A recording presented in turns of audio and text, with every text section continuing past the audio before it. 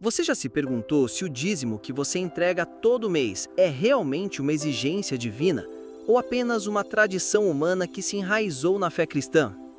Muitas pessoas vivem com medo de serem amaldiçoadas se não entregarem exatamente 10% do que ganham. Outras se sentem culpadas por não conseguirem contribuir como gostariam. Mas será que esse fardo foi realmente colocado por Deus? Ou será que estamos seguindo mandamentos de homens, revestidos de religiosidade? Hoje você vai descobrir a verdade, uma verdade que muitos evitam falar. Vamos explorar a origem do dízimo, seu papel na lei de Moisés, como Jesus e os apóstolos lidaram com isso, e principalmente, o que se espera de nós hoje, vivendo sob a nova aliança. Desde já, prepare-se para ser confrontado, mas também libertado. Porque a verdade da palavra tem o poder de quebrar correntes invisíveis, e hoje pode ser o dia em que você vai deixar para trás anos de confusão e culpa religiosa. Lá em Gênesis, encontramos o primeiro registro de dízimo. Abraão entrega 1/10 de tudo ao sacerdote Melquisedeque, depois de vencer uma batalha. Mas, repare, ninguém mandou ele fazer isso. Não havia mandamento, não havia lei. Foi um ato espontâneo, voluntário, fruto de gratidão. Ele deu porque quis, não porque precisava. Jacó, seu neto, mais tarde, também promete dar o dízimo. Mas a promessa está condicionada. Se Deus for comigo, me guardar nesta jornada, e me der pão para comer e roupa para vestir, então, de tudo quanto me deres, certamente te darei o dízimo. De novo, nada imposto, apenas uma resposta voluntária diante de um voto pessoal. Somente séculos depois, na época de Moisés, o dízimo se torna lei, mas não se tratava de uma única contribuição de 10%. Quando estudamos a fundo os textos da Torá, percebemos que o povo de Israel dava mais de um dízimo. Um para os levitas, outro para festas e celebrações religiosas e um terceiro a cada 3 anos para os necessitados. No total, a média anual podia ultrapassar 20% dos ganhos. Esses dízimos funcionavam como um sistema de arrecadação nacional. Sustentavam o templo, os sacerdotes e os pobres. Era, na prática, um imposto teocrático. E fazia sentido dentro daquela estrutura. Israel era uma nação teocrática, governada por leis divinas, com uma classe sacerdotal dedicada exclusivamente ao culto. A sobrevivência do sistema dependia da contribuição do povo. Mas, e quando chegamos ao Novo Testamento? Jesus menciona o dízimo, sim. Em Mateus 23, ele repreende os fariseus por serem zelosos em dizimar até das ervas do jardim, mas negligenciarem o mais importante da lei, a justiça, a misericórdia e a fé.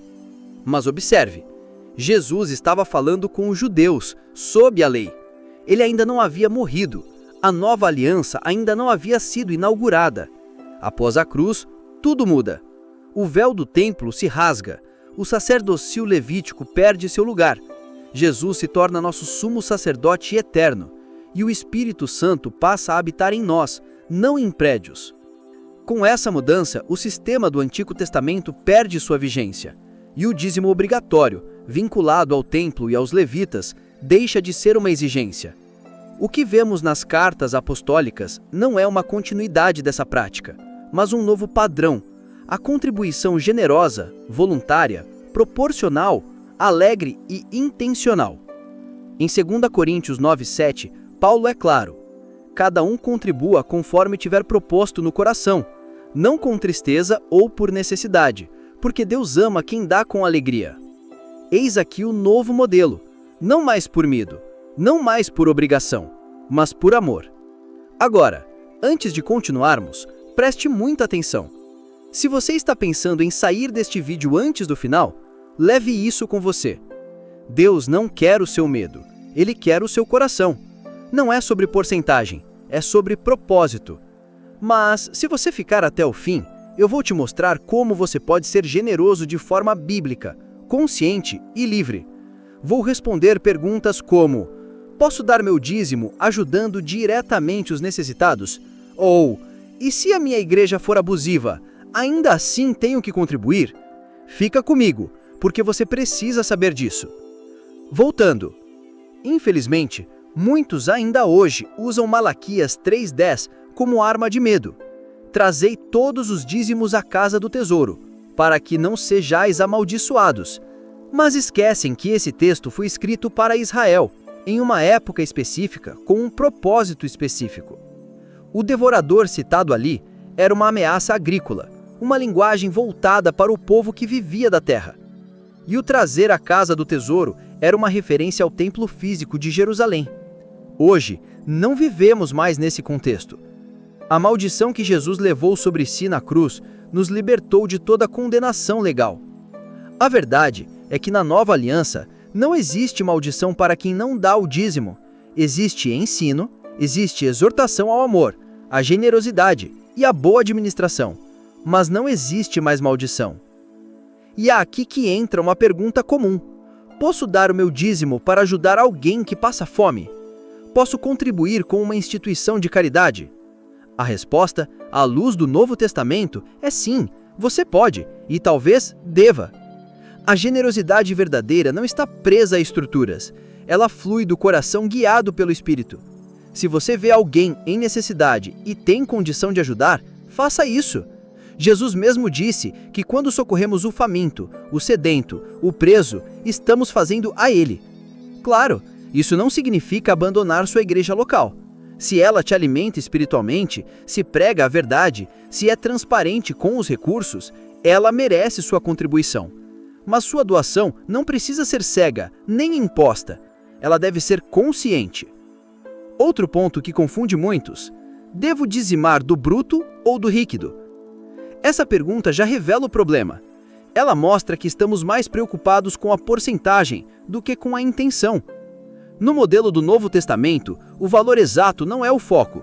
O que importa é se você está dando com liberdade, com alegria e com responsabilidade. Paulo ainda diz, em 1 Coríntios 16:2, que cada um deve separar uma quantia conforme sua prosperidade. Isso indica proporcionalidade, consciência e planejamento. Não é uma quantia mágica. É algo que faz sentido dentro da sua realidade. E um alerta importante: cuidado com falsas promessas. Existem líderes que dizem que se você der o dízimo, vai prosperar automaticamente, que Deus vai abrir as janelas do céu e derramar riquezas. Mas a Bíblia não promete isso de forma mecânica. A verdadeira prosperidade bíblica é equilíbrio, contentamento, sabedoria e propósito. Deus pode abençoar financeiramente? Pode sim, e muitas vezes faz isso. Mas ele não é uma máquina de troca. O coração da contribuição deve ser o amor, e não o interesse. Agora, talvez você esteja se perguntando, se não é obrigatório, por que ainda devo contribuir? Porque o reino de Deus avança com pessoas dispostas. Porque projetos precisam de recursos. Porque a generosidade é um reflexo da maturidade espiritual. E porque dar nos protege do egoísmo e nos conecta com a missão. O que não podemos mais tolerar é o uso da culpa e do medo para controlar as pessoas. Isso não é evangelho. Isso é manipulação. A igreja saudável deve ser transparente com suas finanças, mostrar onde os recursos estão sendo aplicados, prestar contas com clareza. Quem tem propósito não tem o que esconder. Contribuir é um ato espiritual, é um reflexo do nosso compromisso com Deus e com o próximo. Mas se for por medo, obrigação ou superstição, perde seu valor. O que Deus mais quer não é o seu dízimo, é você. Se você entendeu isso, compartilhe esse vídeo com alguém que ainda vive preso a essas correntes invisíveis. Comente aqui embaixo. Você acredita que o dízimo é obrigatório hoje? E se você quer continuar descobrindo as verdades profundas da Palavra de Deus, se inscreva agora no canal. A Bíblia é revelada com profundidade, coragem e temor ao Senhor. Você não precisa viver aprisionado à religiosidade.